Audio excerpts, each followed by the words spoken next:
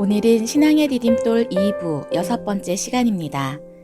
이 시간 망국의 길을 가고 있던 이 땅을 바라보면서 민족 교육을 위해서 자신의 모든 것을 희생한 남강 이승훈 선생의 삶을 통해 귀한 깨달음을 얻기를 바랍니다.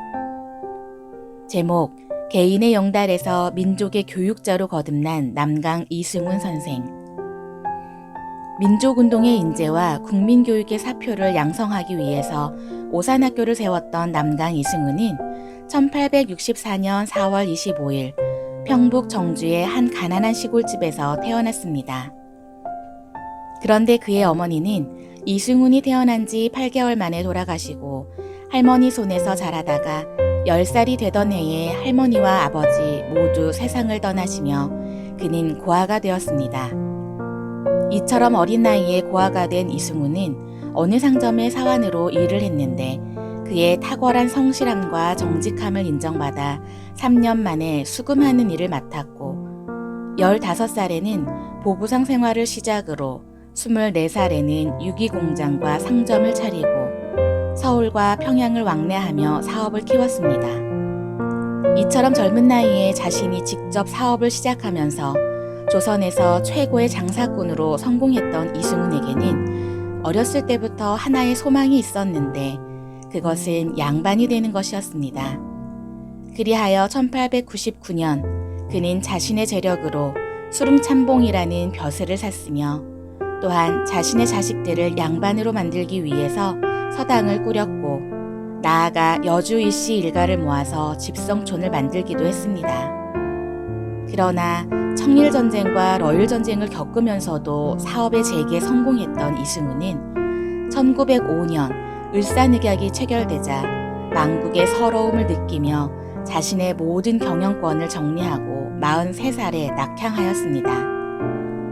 그러다가 남강 이승훈은 자신의 삶을 뒤바꾸는 대전환기를 맞이하게 되는데 그것은 평양 모란봉 밑에서 국권수호 운동을 역설하는 도산 안창호의 강연을 듣게 된 것입니다. 비록 안창호는 이승훈보다 14살이나 어렸지만 그의 연설은 남강의 가슴에 박히게 되었습니다. 이승훈을 감동시킨 안창호의 연설 대목은 나라가 없는 민족은 세계의 상놈이요. 전 민족이 다 상놈이 되거든. 당신 혼자 양반이 될 수가 있겠소. 우리가 조국을 잃지 않고 지키려면 썩어빠진 옛날의 모든 나쁜 버릇을 버리고 교육을 어서 밥비하여 국민이 새 사람이 되어 하나 되는 것밖에 길이 없소. 라는 구절이었습니다.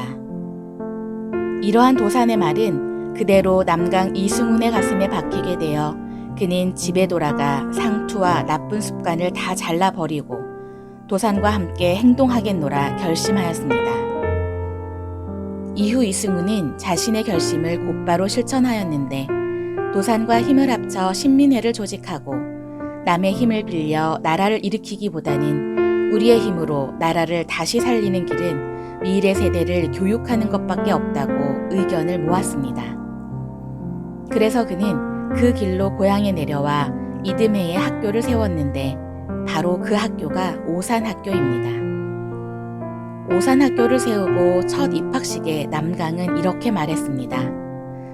이 나라가 기울어져 가고 있는데 우리가 그저 앉아 있을 수만은 없다. 총을 드는 사람, 칼을 드는 사람도 있어야 하지만 더 귀중하고 다급한 일은 백성들이 깨어 일어나는 일이다.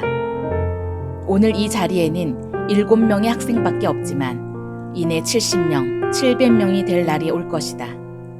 열심히 배우고 일심단결하여 나라를 빼앗기지 않는 백성이 되기를 부탁한다.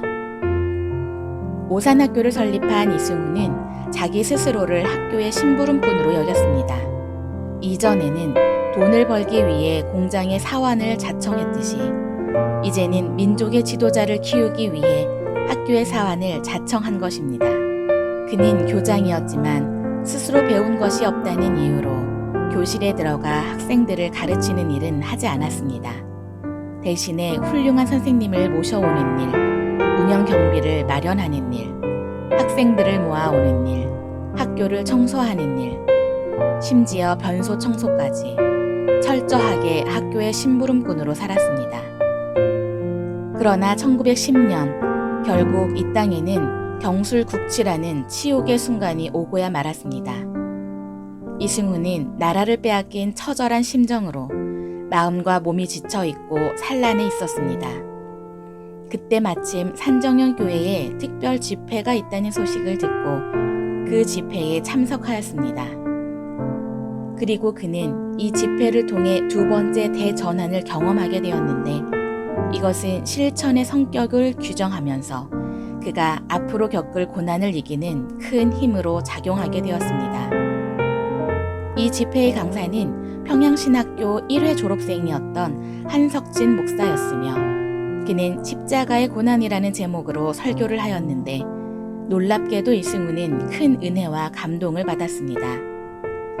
그리하여 그는 그 자리에서 예수를 믿기로 작정하였으며 이러한 그의 회심과 더불어 오산학교는 이전까지 유교경전을 가르치던 것에서 벗어나 성경을 가르치는 학교로 변모하게 되었습니다. 이승훈은 도산 안창호를 만나 삶의 목표를 새롭게 설정했다면 이번에는 한석진 목사님을 만나 그분의 설교를 통해 영적으로 거듭나게 되었던 것입니다. 그러나 그의 새로운 삶은 결코 순탄하지 않았습니다. 이승훈이 입교한 이듬해에 그는 일제가 날조한 안학사건에 연루되어 제주도에 유배되었고 같은 해 9월에는 또다시 105인 사건에 연루되어 서울로 압송되었습니다. 일제는 이승훈을 고문하면서 징역 10년형을 선고했습니다. 비록 이승훈이 감옥에 갇히면서 육체적으로는 말할 수 없는 고난의 시작이었으나 영적으로는 깊은 신앙의 세계를 경험할 수 있는 기회가 되었습니다. 감옥에서 어떻게 그리도 기쁜지 몰랐어요. 곧 하나님 당신이 내 머리 위에 계신 것 같았어요. 내가 성경을 가까이 하기는 감옥 중에서였다고. 마침내는 감옥이 조금도 괴롭게 생각되지 않았어요. 이처럼 옥중고난은 그가 하나님을 깊이 만나는 훈련의 자리였으며 신앙에 있어서 놀라운 성장을 가져오는 영적 학교였습니다. 이 과정에서 이승훈은 혹독하고 모진 고문을 당하지만 주님을 향한 신앙으로 이겨낼 수 있었습니다. 아버지 하나님, 우리 주님께서 십자가의 큰 고통을 참아 당신의 뜻을 이루어 드렸듯이 이 죄인도 이 작은 고통을 잘 참아 당신의 높은 뜻을 이루게 하옵소서. 이승훈은 52세 되던 1915년 2월에 가출옥되어 오산학교로 돌아왔습니다. 그는 옥중학교를 통해 굳건한 신앙을 얻게 되어 세례를 받았으며 이어서 교회 성도들의 천거로 장로의 직분을 받았습니다. 이후부터 3.1운동이 일어난 1919년까지 남강의 신앙이 가장 뜨겁게 불타올랐으며 기독교계 지도자들뿐만 아니라 민족 대표 33인을 연합하며 3.1운동을 적극적으로 이끌었습니다.